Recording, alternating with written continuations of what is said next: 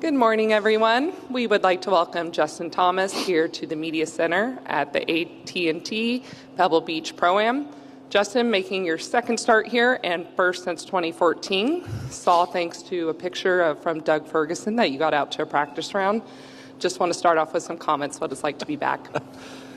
Glad to know Doug knows how to work his camera.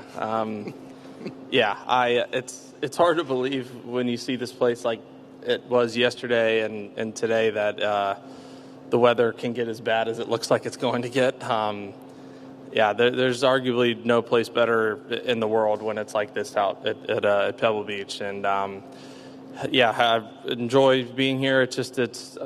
I've been an unfortunate kind of timing or slot in the schedule for past years why I haven't come back. And I just have always been someone who, after learning my first 2 years that 4 in a row is not my cup of tea. It's not good for me to do. And that in Torrey Pines, it was an event I haven't been able to come to in past. And I'm very happy to be here in terms of playing well enough to make it my first elevated event of the year and feel like I'm playing well. So I'm excited to get going. Going off saying you're playing well, T3 at the American Express, playing in the final group. How are you feeling entering the week? Yeah, I feel great. I'm excited to get going. I'm excited for this year. I've been working really, really hard, and I feel like I'm in a great space mentally and physically, and it's fun, being in competition and being in the heat of the moment. I didn't play as well as I would have liked on Sunday and in Palm Springs, but it was still a huge step in the right direction, and I do feel like some wins are coming here soon. So I just got to keep my head down and keep pushing. Perfect. That will open up with questions. If you have a question, raise your hand and we'll get a microphone over to you. We'll get a microphone over to Alex. Justin, I know last year you talked about how hard you were working as well, and obviously sometimes it just didn't get the results out of it. What is the difference? What is it that you feel like has changed that you are now actually getting the results from your hard work? I'd say working on the correct things. I think I know that I got into some bad habits swing-wise last year, and to be perfectly honest, I think it just took a little bit of time to get out of some of those. Just for me personally, I felt like I compare a lot and look a lot at old swing videos and current and try to, I understand that things change and body changes or so on and so forth, but I still know that there's certain characteristics that kind of make my swing what it is, at least when I'm swinging well, and I got pretty far away from those last year, so it honestly just took some time to kind of get that muscle memory out, and it just took a lot of reps, and then once I feel like it got into a better place, it can get more consistent, and then with that, comes more positivity, more confidence in myself, more belief in myself, and then I'm able to work on the things that kind of have made me succeed over the my career in terms of distance control and my iron game and stuff like that. So like always, it's just a part of that ongoing process that we play in golf. I'll keep it with Alex. Just to follow up, a lot of times guys are searching or chasing something. They get to a level and they want to try to get better, and they start doing different things. Is that your case when you were talking about doing some different things? Definitely, it was. Of course, I would love to look back, or I do look back, and I would love to go back in time and wish I didn't maybe push for some of those changes. But at the same time, I look at it as it was a great learning experience, and it was just, I felt like my hands and my arms were starting to get higher and higher and higher, and I didn't necessarily love that. I felt like it just was. It wasn't great, but at the end of the day, I think I unfortunately just didn't like the way that it looked. And again, that's something that kind of makes my swing what it is. I've always had very high hands, and I'm steeper and whatnot. But so that was an example of me chasing something that I probably didn't need to. And my dad and I both kind of, when we got together and talked, whether it was last year, end of the year, we both realized that was something that we both should have noticed or not pursued.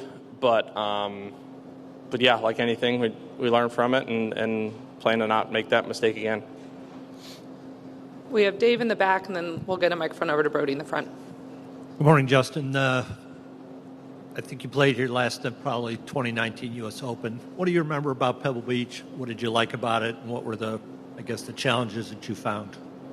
Yeah, I really like Pebble. I think it's obviously very situational in how it plays in terms of if it's firm or if it's like it is now. It plays incredibly different during the U.S. Open in June than it does for this tournament this time of year. So that's it plays quite a bit easier, shorter. It's not as much of a necessity to hit it to the fat part of the green. It just you can get away with more when it's this soft. But it's still, the greens are very, very small. They're very undulated. With it being softer, the greens, the Poan is going to be a little bumpier. It's going to be harder to make putts, but I think all of us understand that. But I like the layout. I think it's a place that I know you can make a lot of birdies. I think it plays to a strength in my game in terms of distance control and being able to take spin off of the ball with short irons into these very spinny, severe greens, and that's something I enjoy doing. And I'm pretty sure there's no cut this week. I'm excited to make my first cut at this tournament because I missed in 2014 and missed in 2019. So I think I can knock that one off. Do you obviously you only played here the one time in the AT&T, but do you like this idea now of smaller fields, signature event here, the changes to it? I mean, I do. I think it's I know the practice rounds are a lot better. I remember practice round in 2014 taking 9 holes, taking about 3.5 hours. So, and Rick and I went and played 18 yesterday in about 4.5, and we chipped and putted every hole and hit some extra shots. So, I mean, I think that part, it's more enjoyable for everybody that's here. I understand that it's unfortunate for a lot of people that have either been supportive of the event, whether it be financially or showing up or, sponsoring, whatever it may be, that may not have been able to play this year. I mean, that's obviously unfortunate, and I don't wish that could happen. But I think for the sake of the tournament, and also, especially you get a week like this week where the weather doesn't look very good, it's asking for some very, very long days and a very likely Monday finish, and just a total scramble. So I think it's going to help with the flow of everything, I would say, and also gets all the best golfers in the world together and at a beautiful place. Good, Doug, then Brody. Did you he answered or asked most of the questions I had about Pebble, but I'm just curious, did you, as much golf as you played as a kid, and your dad had a working class job, did you guys ever take any golf vacations, you and your dad? Yeah, we took some. We'd go, I mean, he would always go to, like, it's funny enough where we live now, he'd go to South Florida and play in like the section events and in like December, January, and I would play quite a bit of hooky from school at the beginning of January and have a lot of homework with me. But I don't know if you consider that a golf trip, because we were kind of there for him to play in a tournament and I just got to play golf. But not really, no. He was busy. So anything that we did wasn't probably not necessarily a golf vacation. It was more of a work trip that Right. We were able to play golf together. Did you ever have a bucket list course that you wanted to play when you were Augusta, for sure. I think I was very fortunate to play Augusta with my dad a couple years ago, and that was a very, very special day for us together, because I think I'm very fortunate with the people we've met over the years and whatnot, that I know that's something that a lot of members there would say that's very easy, we can do any time, but it's still it's very, very special to do that, spend those moments like that with your dad. We have Brody. Just in your opinion, I mean, what do you look for, in what makes a great tournament? Is it the historic courses? Is it the best fields? Is it relation to par and score. Like, what in your mind, kind of as a fan, even makes for the best tournament? It's a good question, and I think everybody's answer is different. I think some people that watch golf just love, they want to see the best players in the world that are, they want to see the number one and number two battle it out, or maybe they want to just see, some people just love to see carnage, especially like at a U.S. Open. They just want to see bogeys and doubles and no birdies kind of thing. Me personally, I'm not like super adamant that it needs to be set up a certain way. I think what makes a great tournament is, I think, a well set up golf course is one. I think you want to have whoever plays the best, and the best players, over 4 days generally will kind of make their way up to the top. And I think, it's great when you have, you have a Sunday and you have 20, 25 people within 3 or 4 of the lead. And I think it's, especially at a place like this where, you can go out and shoot 63 or 4 on a Sunday, and but you can also shoot even par just as easily. I think, to me, I like being rewarded for good golf and penalized for bad golf. So I would say it has a little to do with the golf course, but just the opportunity for a little bit of movement, and you always want someone to have to earn a victory, right? You don't want it to be kind of like a fluke where they maybe get away with a lot of things here and there, but you obviously can't draw that up like that all the time. And then back to you. I mean, now that you have stacked kind of 4 or 5 really good starts in, how close are you kind of to where you want to be with, your muscle memory, your swing, and all that?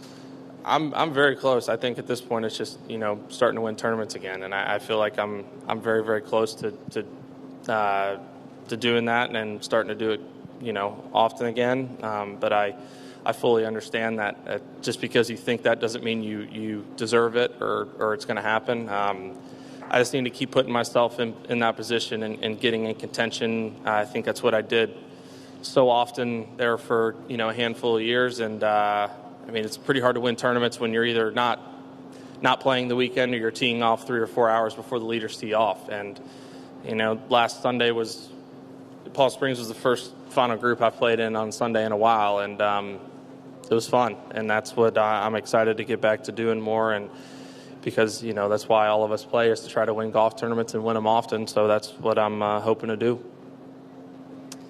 And we have MK, then we'll go Matt. Hey, Justin.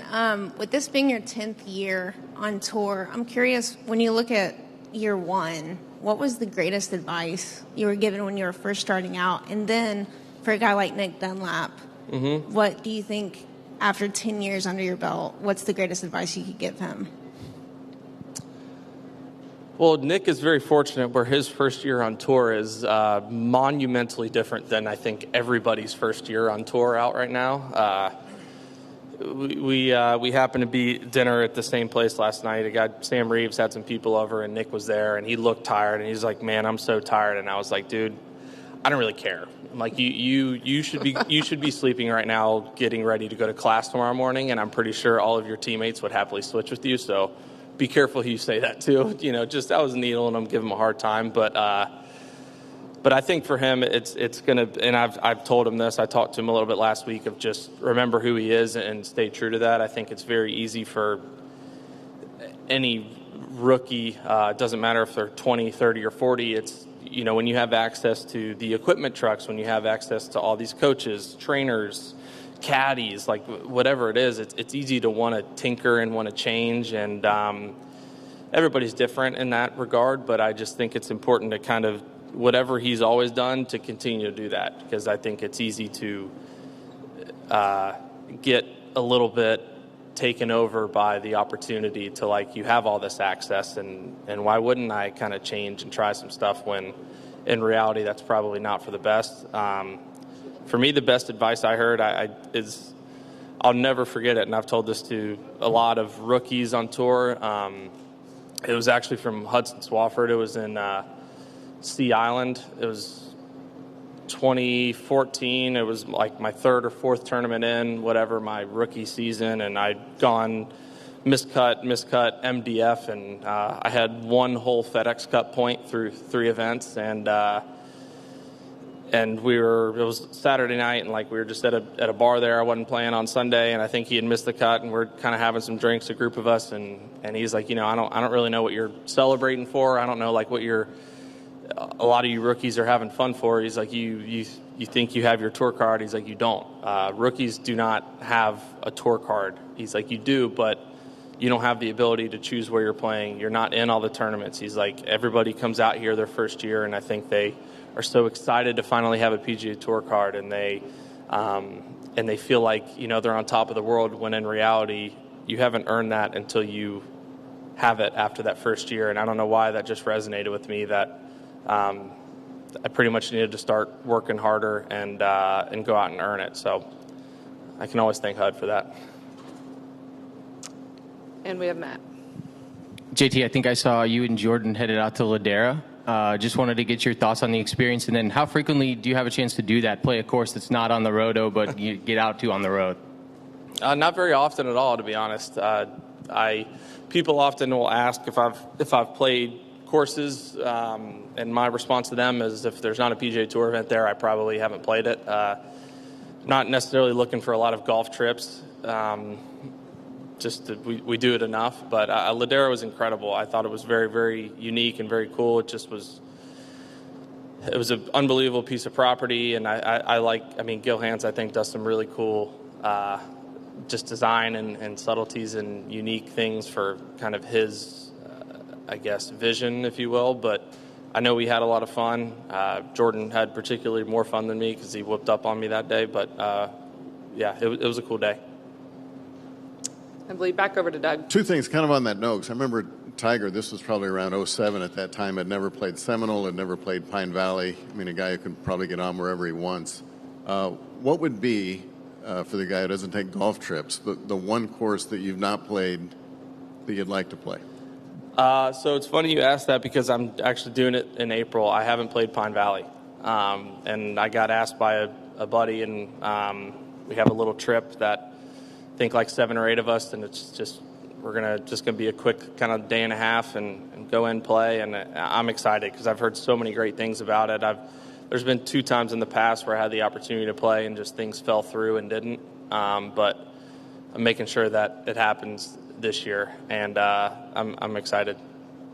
Secondly, and I don't know a better way to ask this question, but just what's your reaction to Tyrrell Hatton going to LIV?